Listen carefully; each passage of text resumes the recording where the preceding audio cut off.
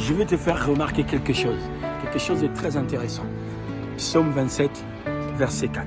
Il dit, David est en train de dire, je demande à l'Éternel une chose.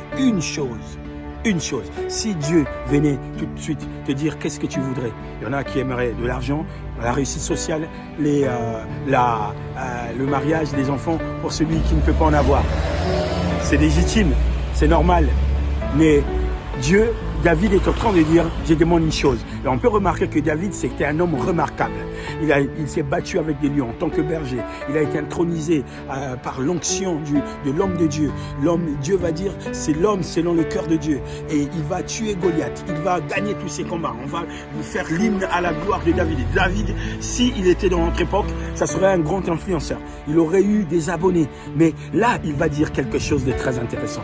Je demande à l'Éternel une seule chose. Je voudrais habiter dans la maison de l'Éternel, dans la maison de Dieu, pour contempler sa gloire.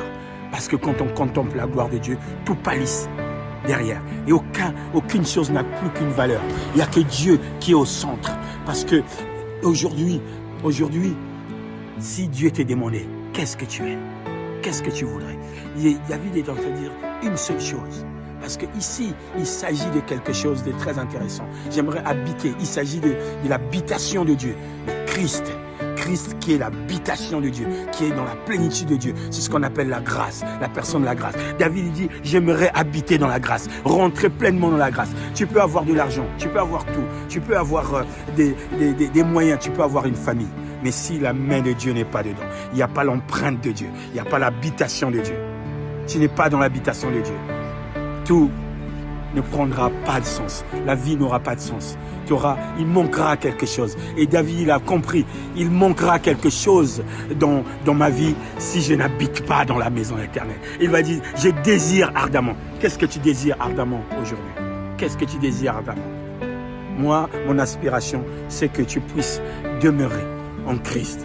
Tu puisses être dans la grâce, tu puisses demeurer dans la personne pour que tu portes du fruit, pour que ta famille porte du fruit, pour que là où tu passes, les gens puissent savoir que lui, c'est pas quelqu'un de banal.